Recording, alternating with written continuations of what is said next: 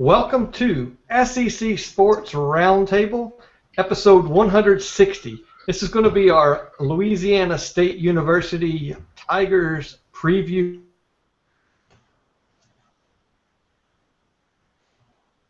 Uh-oh. Oh, yeah, it's locked up for me. I'm okay. Hi, how's it going? Good. There you go. You locked up on us. Yeah, right off the gate, too. Right That's off never the a good sign. Well, you know, our picture looks good from here on out, so we're going to hope everything looks well. So joining me tonight is Blair Smyly. Welcome, Blair. Good to be back, Shane. Go to hell, Ole Miss. There we go. And joining us from And the Valley Shook, Steve Baker, or as he is known on Twitter, ATVS Poser. Welcome. Hey, thanks for having me. And yeah, go to hell, Ole Miss. Mm-hmm. That's his mantra. So if you listen at all, it's said almost every other podcast with him. So, and he always finds a reason to say it. So that it's not you know.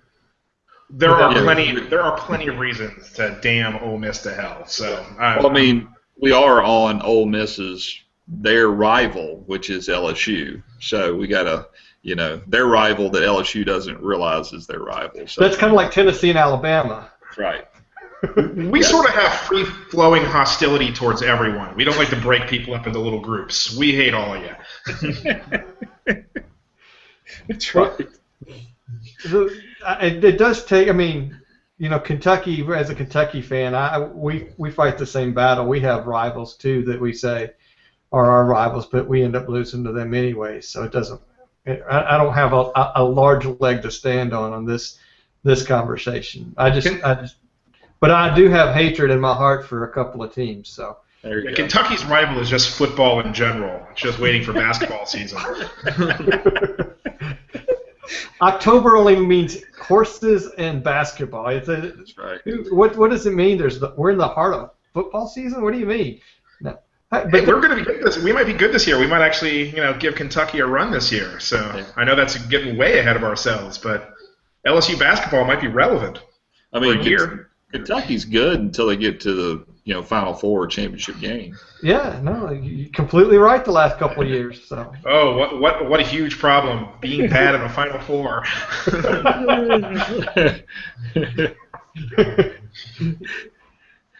Yeah, no, you're right. LSU from a basketball standpoint. I mean, we talked about it some last year. Big uptick for your program, and more good things to come ahead. So. But I know we will turn a lot of fans off real quick if we start going into basketball right before the kickoff of football. So we won't torture you yet. But thanks for joining us. I know we enjoy every year you've been able to come on and do this podcast. I think this is your third year in a row for us. I think it's the third, yeah. So we appreciate you doing it. It's a lot of fun. You give us a lot of insight on the LSU program, and we've referenced it frequently throughout the podcast, whether it was correct or incorrect. We might reference it both ways. But last year hurt. So, but I will say one of the great things about being an LSU fan is that we can be incredibly disappointed over a 4-4 season. That's actually a mark of how good the program is. That we look at 4-4 as like the apocalypse. Oh yeah. And it's been good. I mean, maybe this will be the third year in a row that y'all are terrible, just like the last 2 years. Yeah, right? Yeah, terrible. Or we've had like a better record than almost everyone else except for Alabama. Exactly. And that's what it kind of comes down to. Is we were writing about this on the website. Our failures are pretty much everybody else's successes, and honestly, that's a good thing. That shows the standard that Les Miles has put in Baton Rouge. That we expect winning. We want to compete with Alabama, and being in second place isn't good enough for the fan base. We're mad that we finished third, and that's, in a way, a positive and shows the health of the program. Now, is it more that you were a quiet third or that you were third? It was that we were a quiet third. Well, we were a loud third at first. I mean, losing to Mississippi State and Auburn the way we did to start the year, definitely starting 0-2 in conference for the first time in a long time, definitely put us off on the wrong foot. And then, the season rebounds, things are going well, and then that Alabama game just really – LSU had the ball tied. They had the ball inside the 5-yard line, 1st and goal with a minute to play in a tie game, and somehow lost. I don't know the win probability on that, but that's almost impossible to do. And that was just the kind of season it was. LSU, I mean, everyone talks about the luck that Les Miles has had. He pretty much had a decade's worth of bad luck thrown into that one season. And, karma comes back and bites you. So an LSU fan cannot complain about breaks going against them. But last year the breaks went against us, and that's just the way it goes. And I will say this, from one standpoint, though, from the outside looking in, some of those breaks were not on the injury side. You all were not riddled with a bunch of injuries, though, correct? No, we were not. It was not an injury thing. One of the big things is we were terrible in the red zone, which is actually not really an indication of skill. Red zone stats vary wildly year to year. LSU had one of the worst red zone offenses in the country last year. That's just one of those things. We couldn't convert inside the 20 into touchdowns. Heck, we couldn't even turn them into field goals. Also, LSU had terrible turnover luck. Teams tend to have when they have a pass deflection, they turn into interceptions about 20%. I think it's like 15-20% of the time. LSU was down at like 10%. Meanwhile, like Ole Miss was at like 30%. That's actually not a sign of skill. That's a sign of luck. It's sort of like fumble luck. It's just interception luck. And last year, the wheel of Fortuna rolled against us, and that's fair play. That's part of football. When you play when you can't blow teams out, games will come down to luck a lot. And that's LSU didn't get breaks last year, and it kind of snowballed on them. That said, Auburn just completely rolled us. They killed us 10 ways to Sunday. Yeah. We haven't looked at that stat this year, but we analyzed that last year quite a bit. I think we did on our previews even, and that was exactly what we came up with. Is it's hard to say that just because you have a high turnover margin that made you a good team. It's forcing fumbles is a skill, but whether you recover that fumble, it's 50-50. It's a coin flip. And if you're well above 50%, you were lucky. And if you're well below 50%, you were unlucky. That doesn't mean next year you're going to suddenly regress back to the middle. There's no rule about that. It's like flipping a coin. If you flip a coin 100 times and you get 60 heads, that doesn't mean the next time you're going to get 40 heads. Luck doesn't balance out. Next time, those next 100 flips, it's still 50-50 odds. Yeah, no, you're exactly right, and that's an interesting point. That it's like the injury bug too. I mean, and injury bug. Look at Ole Miss and how they ended their season with injuries. That Treadwell injury. We joke about how much we hate other teams, but that was one of the worst things to see. Your heart just went out to the guy. And also, the not score the touchdown on the play. That had to be one of the single worst plays in Ole Miss football since Billy Cannon. See, I can throw in trash talk. Oh, yeah. Halloween, baby. I love it. Yeah. But, one of the things I took away, last year that when you watched Mississippi State, LSU made that fourth quarter kind of comeback to make that game close. But State really, from an offensive standpoint, just rolled that defense, which was a shock to everybody. Obviously, it was a huge shock to State fans because no matter how good you thought that they were, you had won 1 out of 25 years. So if you were going to have a bad night, it was always going to happen against LSU. LSU just kind of had that number. And then to see the Auburn game, and then to realize at the end of the year they finished number 1 ranked defense in the SEC. Technically, so it's pretty interesting how they grew up over the course of the year, which leads into here. And my question would be, losing John Chavis is a big off-season deal, especially how it went down. And then you bring in Kevin Steele, who most people and most broadcast everybody would basically say, hey, that's not really an upgrade, and where are you at on that? I'd like to understand exactly what your thoughts on that. There's a lot to unpack there, so I'll start from the beginning. Really, after the Auburn game, after LSU just got decimated, what started at 0-2, LSU made one of the biggest decisions of the season. They benched DJ Welter, the middle linebacker, and went all in with Kendall Beckwith. Our defense radically changed overnight. If you go back and watch the Mississippi State game, Mississippi State ran just up the middle, and it was really a failure. It was LSU bottled up a lot of those plays, but once Josh Robinson got through the line of scrimmage, the middle linebackers and the safeties did nothing, and he either got 2 yards or he got 80, and that was a failure of the safeties and the middle linebacker. And after that game, they started Kendall Beckwith, who's now going to be a junior, probably the most important player for LSU this season. He's the star player on the defense. And then also LSU started freshman Jamal Adams, who is now going to be a sophomore, and I really think sets the tone for the defense. I think he's one of the team leaders, even though he's only a sophomore. So it wasn't that the team grew up. It was actually that they jettisoned the veterans, and Miles just started playing the kids. In a way, he started playing for this year after he lost to Auburn. As for the Kevin Steele, Chavis left us at a bad time. It was right after the bowl game.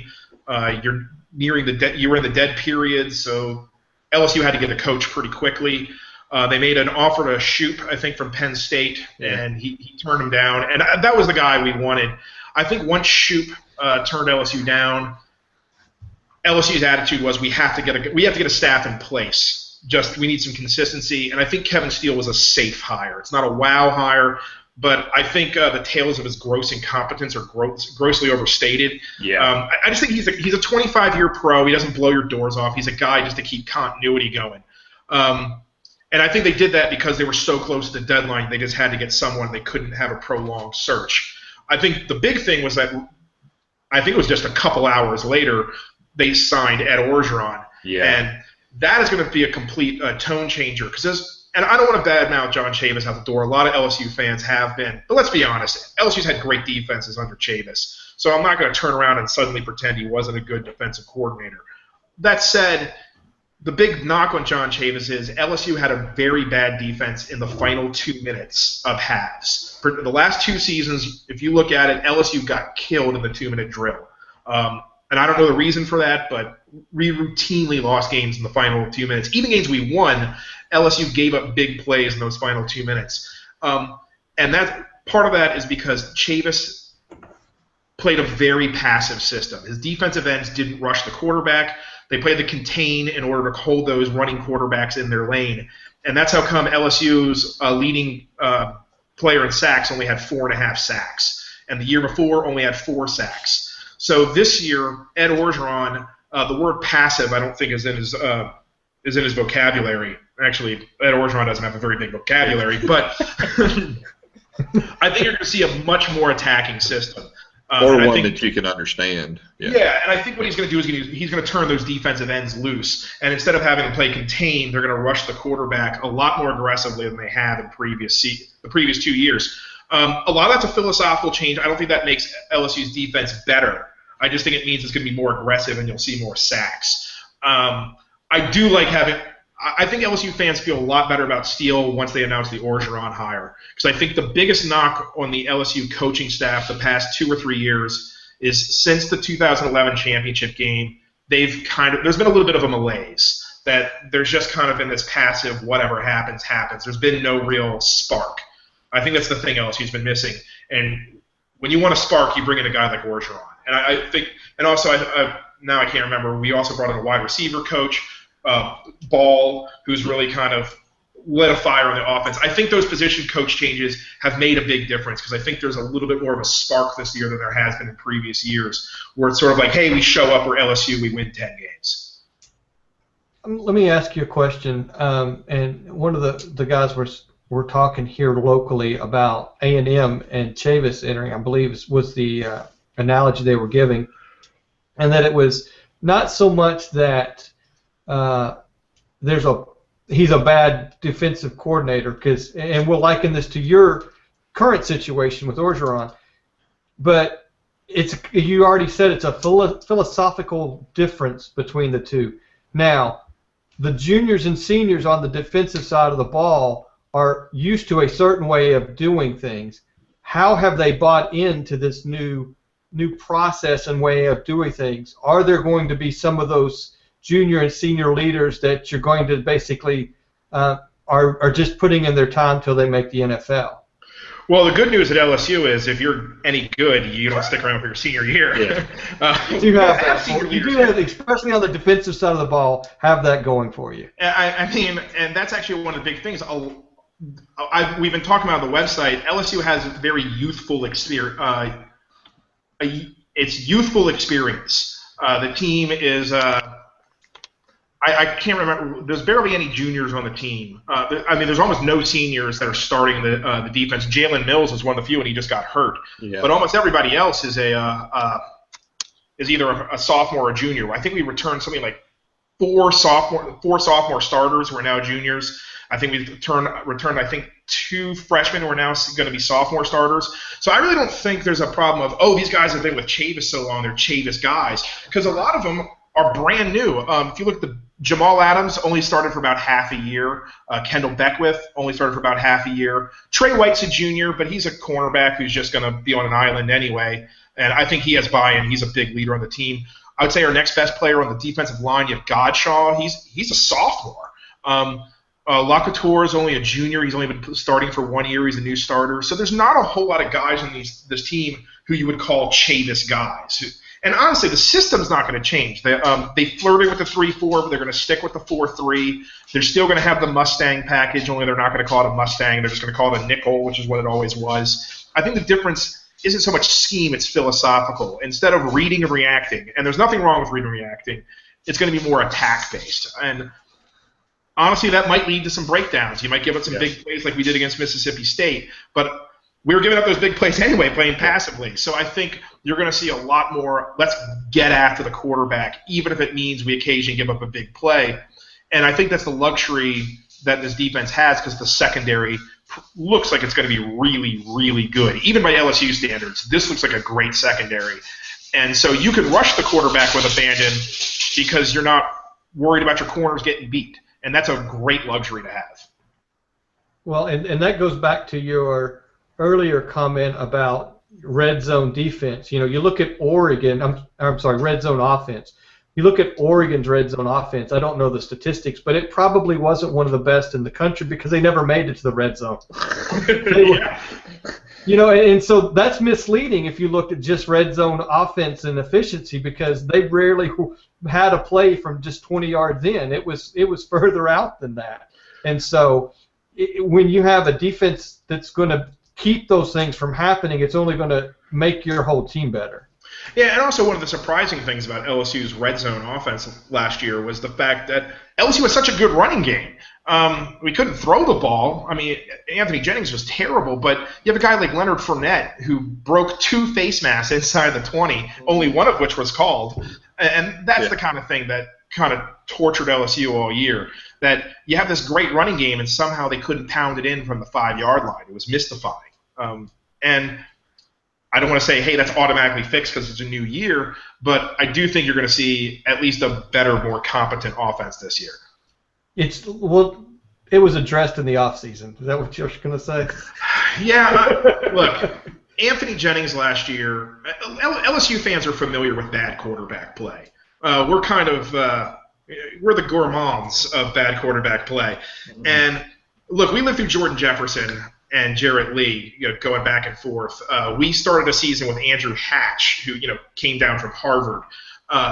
Let me tell you, Anthony Jennings is one of the worst quarterbacks that LSU has ever had, and that's actually saying something. We had Josh Booty. He just and by all accounts, he's a good kid. He's a leader on the team. He says all the right things. He has all the right mannerism. He's just not very good. You cannot play in the modern game and have a completion percentage below 50%. Yeah. You just can't do that. He's not that mobile. The big problem is he makes bad decisions. He couldn't even hit screen passes. So I think LSU's offense gets a lot better by starting Brandon Harris, not because I have great faith in Brandon Harris, just because he's not Anthony Jennings. And that's a terrible thing to say, but Jennings had a full season to prove himself, and he was awful. There's just no other way around it. Anthony Jennings, if he would have been a mediocre quarterback, LSU likely goes 6-2 in the SEC last year. But instead, he was terrible, and we went 4-4. So you do have a quarterback. I mean, we think. Yes, we think we have a quarterback. You have a number 1 listed quarterback. Right? That's right. So,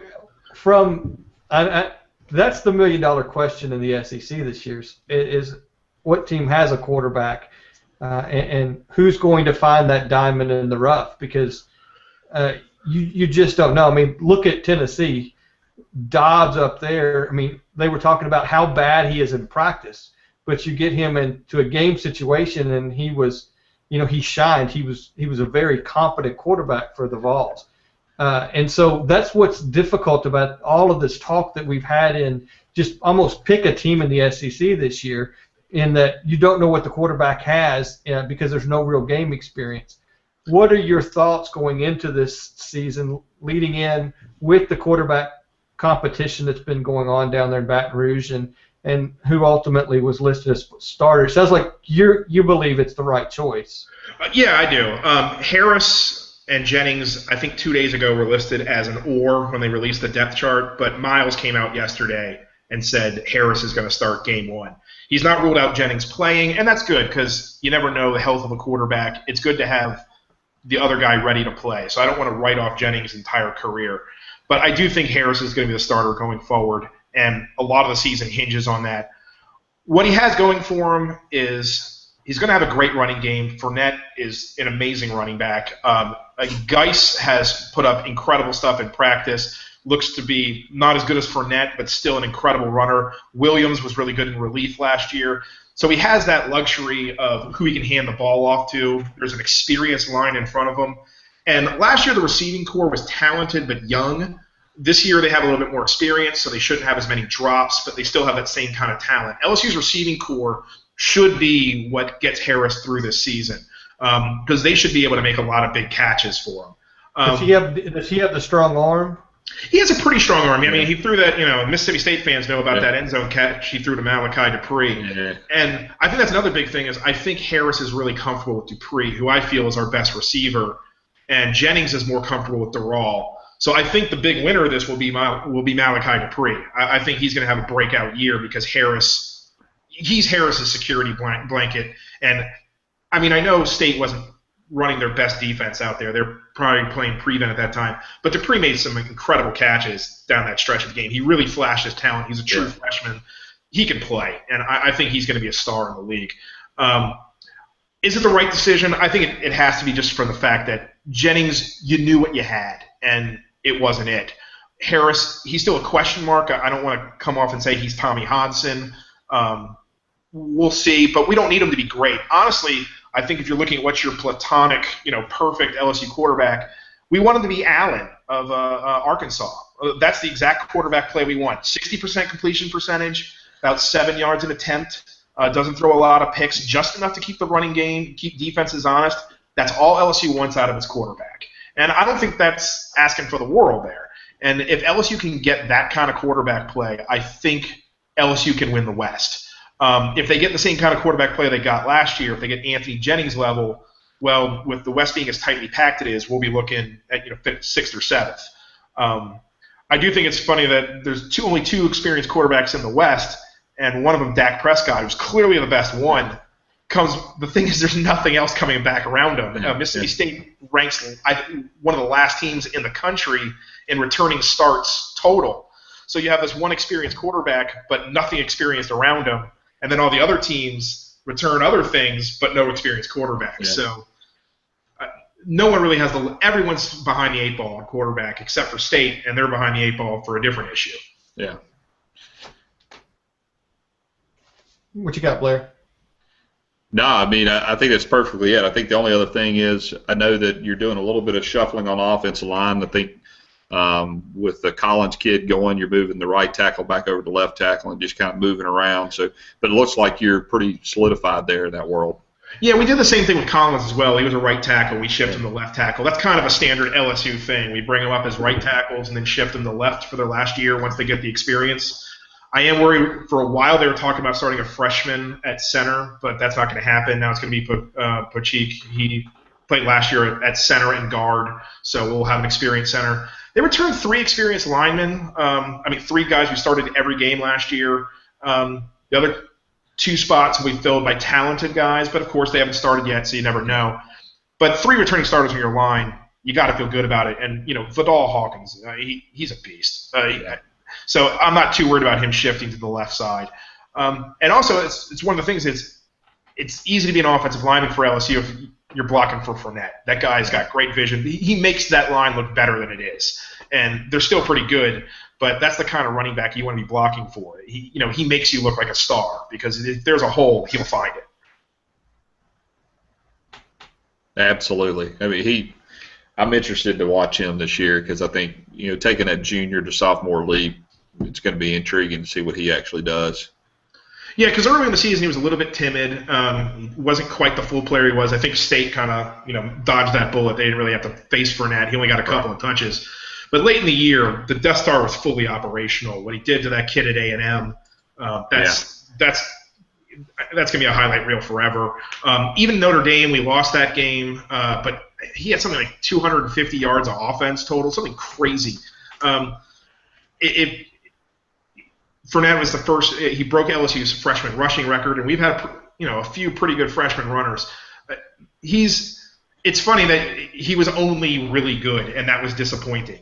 Once again, it kind of shows where LSU fans are. It's like we're only impressed if it's great or just the very best. And Fournette was merely really good. And I think the sophomore year, I think he will contend for the Heisman. There's still Chubb, so there's still a question of whether he'll even be first-team SEC. But LSU's were going to rely a lot on the Leonard Fournette show. We'll spread around the carries because that's what LSU does. But let's not kid ourselves. He's the franchise. He's the most important player on offense, and if he has a big season, LSU will have a big season. All right, so who is your most important player on defense? Oh, Kendall Beckwith. There's no question. There's no one who can back him up. No one can do what he does. He's the middle linebacker.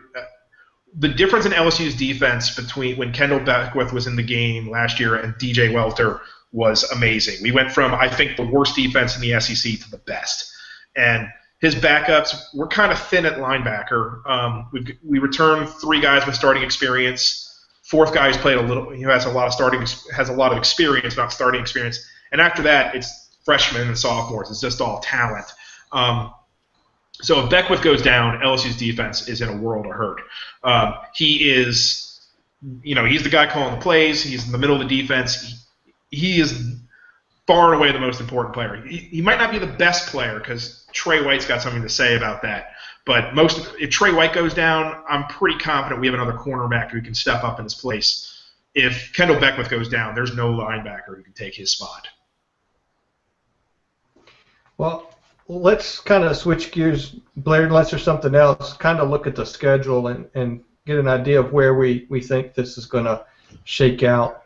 Is there anything else you got, Blair? Nah, man, he's pretty much covered it. That's why we have him. So, I look at the schedule and realistically, it bodes pretty well for you guys until your gauntlet, which every SEC team has, and that's the end of the season, really. You've got, to me, a 4-game end of the season sprint to the end. But, your East draw is fairly favorable with at South Carolina and hosting Florida. Yeah, with Florida down this year and basically restarting their offensive line from scratch, this is, simply put, the easiest schedule LSU has had in probably about 10 or 15 years. This South Carolina, I don't think is that good of a team this year. Spurrier is always a threat. Florida, they're down right now. I think they only have like 2 or 3 offensive linemen at all returning. Forget starters. LSU normally has a brutal East draw, and this year suddenly we have a very, very easy one for the SEC. I don't think either team will lay down and die. But normally LSU is talking about how they have to play a much tougher schedule than Alabama and how we're going to work this out. And this year LSU is the one that has the easy schedule, and Alabama has to play Georgia and a revamped Tennessee squad who might be the second or even the best team in the East. So all of a sudden things are the complete opposite as they were before. And I can't say that doesn't make me pretty happy. We're not used to this experience where LSU is saying, hey, the schedule breaks in our favor. This is not something we're not used to sitting around as fans saying, oh, the schedule is favorable to us. And, they say, schedule's cyclical. It just took a long time to cycle in our favor. Right. I mean, realistically, what do you see as a win-loss? Realistically, I still think the West is too tightly packed. Yeah. No team is going to run away with it. No team is going to get, just completely buried. So I think almost every team's going to lose at least one, and probably every team's going to lose at least two. I predicted last year that there was going to be a three-way tie at 6-2. I think that's actually a pretty safe prediction for this year. I think there'll be enough, and if there is enough talent in the SEC, it's just who's going to be those three teams. So I think a 6-2 conference record. LSU's out-of-conference schedule is a joke this year. So I think 10-2 is what LSU should be shooting for. I think that's totally doable. The question is, I can't tell you which ones it's going to be because everybody's pretty much equal. We could lose to Arkansas. We could beat Arkansas. We could beat Ole Miss. We could lose to Ole Miss. But I think what it is that everybody's going to kind of get their lumps. You just take the whole group of it. Hey, there's a couple of teams in the SEC, and I think we're going to do pretty well against them. And then I think we'll win our two crossover games against the East, and I think that'll be the difference. Well, I mean, from an LSU standpoint, there's a revenge factor that aside from you got Mississippi State away, but you get Auburn at home, you get Arkansas at home, correct? Yes. I do like our chances against State early in the year. Basically as a revenge game. We haven't lost to State in a very long time. I think there's some payback that LSU would like in that game. The Auburn game, I think that's going to be the tone setter for the season. Auburn's a really good team, but they lose a lot on offense. People have really not been talking about just how many starters they lose. They are almost completely rebuilding their offense, and it's much better to play a team like that early than late. I think if we were playing Auburn in November, I would give the edge to Auburn. I think playing them in September, I give the edge to LSU. If LSU can win those first two games instead of going 0-2, this year they can start 2-0. It's off to the races. And then, you start looking at that November brutal stretch. LSU can conceivably go into that Alabama game undefeated. Well, just to give you an idea, Stephen, just to throw out stats right quick, because we talked about this on our last podcast, Auburn, they returned 10% of their passing, which is 78 pass attempts by Jeremy Johnson. They lose 3 out of their top 4 rushers, okay? And then they actually, I think they bring back about 45% of their receiving. So what's the dynamic of Duke Williams, number one, who's already had 3 incidents where he's disgruntled and they haven't even got to the season. So from the bowl game he misses. He had issues in spring practice. He's already had the issues here. He's told his life story to his team, and it's life-changing, and everybody's good, and they understand where he's coming from now. But they have no adversity yet. How is he going to fare against not having a Sammy Coates on the other side? And so that's where a lot of people, that's where Rock Thomas or whatever the guy's name, all those guys they're 5-star guys, right? And that's where they're going to plug in. It's the Alabama and the Auburn. It's funny that you mentioned Alabama because Alabama's in very much the same situation. Absolutely. Alabama only returns one. They only return 3 starters on offense, and only one who is what you would call a skill position player, and that's their tight end. Yeah. They lose 75% of their receptions, including their top 3, and they lose 50% of their running game, and they lose pretty much all of their passing. And everyone thinks this is going to be fine. That's pretty much what LSU lost last year, and you can see the effects. This is not quite every time Alabama has plug and played a new quarterback, they've had a guy like Julio Jones or Amari Cooper to bail that quarterback out. Alabama, they return less starters on offense than any Power 5 team in the country except for Boston College. Yeah. They've been decimated on offense. Now, that doesn't really help LSU because by November they will figure things out. Yeah. But if you want to beat Alabama, you got to beat them early, which is why they should at least be a little bit nervous about Wisconsin. Yeah.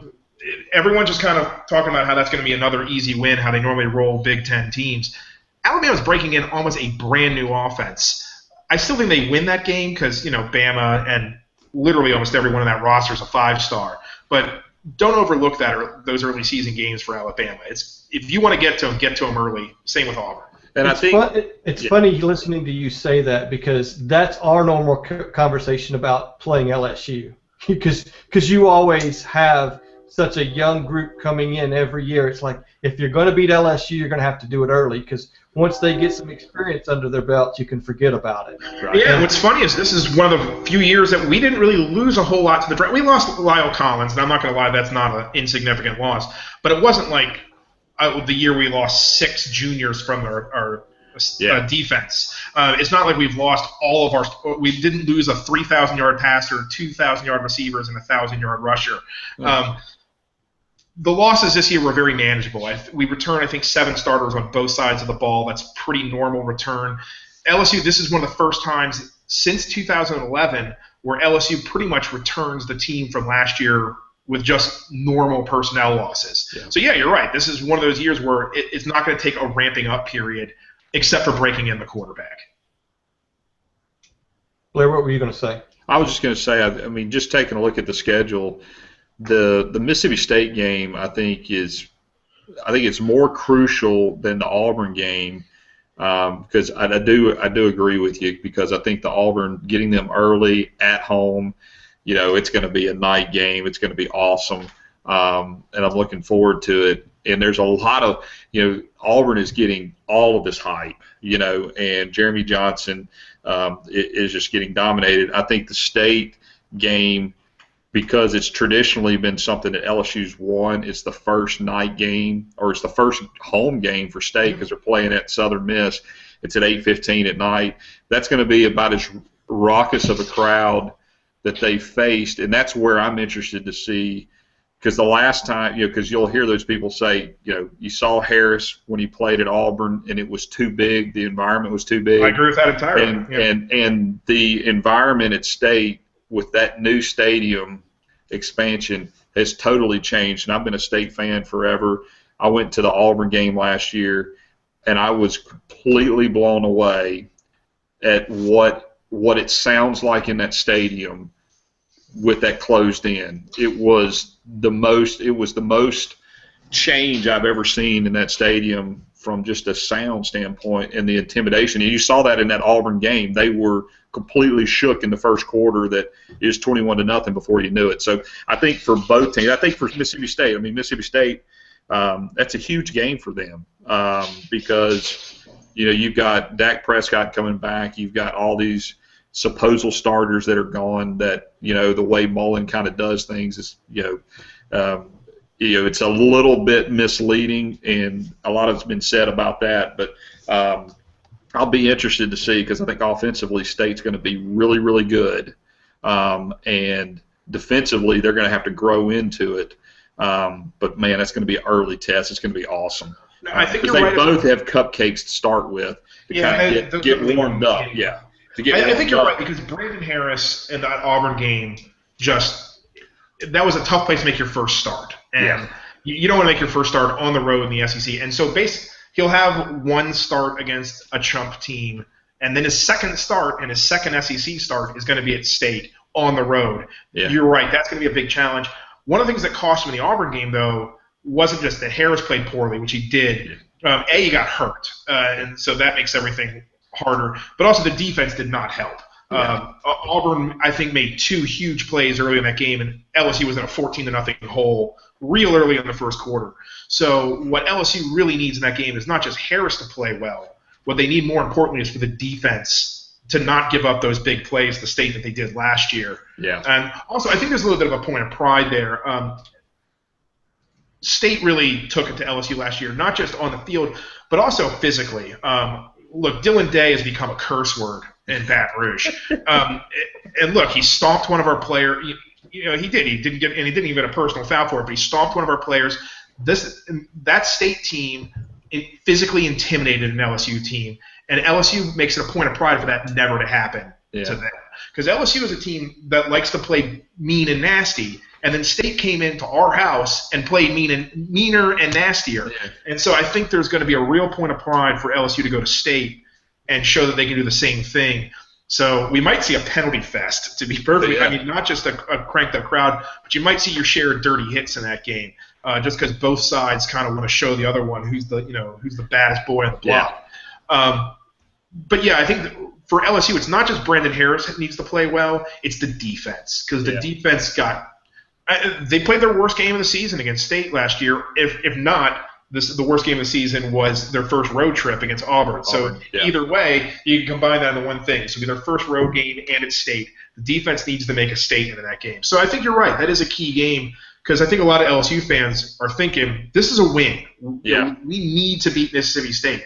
If LSU loses to State to kick off the year, there's going to be a lot of reevaluation going on real quick. Yeah. Lose to Auburn, we're not going to be happy, but I still think LSU fans would accept the loss to Auburn, because the season's Auburn's not being picked by everybody to finish last in the SEC West. Exactly. So that's great stuff. Well, Stephen, thank you so much for being on. Is there anything else you want? Definitely plug your site. But anything else you want to leave us with before we close this thing up? No, our site is www.andthevalley.shook.com. We're on the SB Nation. You can follow me on Twitter at ATVSPoser, where I'll also say stupid things about punk rock and things you don't care about. I might occasionally put up a picture of my kid, which I'm sure is newsworthy. The one thing I'll say is that last year was a great year for the SEC, particularly the SEC West. The East is beginning to catch up, so this could be a great year for the SEC. But the gap is closing with the rest of the league. I think the triumphant, pounding our chest SEC chants, Pac-12, they can make an argument they're every bit as good as the SEC now. We are no longer so far ahead of the pack that it's the SEC and everyone else. It's not that the SEC has fallen back to the world; it's that the rest of the world has caught up, and that's great for college football. I think the first year of the playoffs was fantastic. It was really exciting. I think we're in a new era of college football, and it's really exciting to be right at the cusp of it. And I'm really hoping that every conference pulls their weight. I think we're at that point.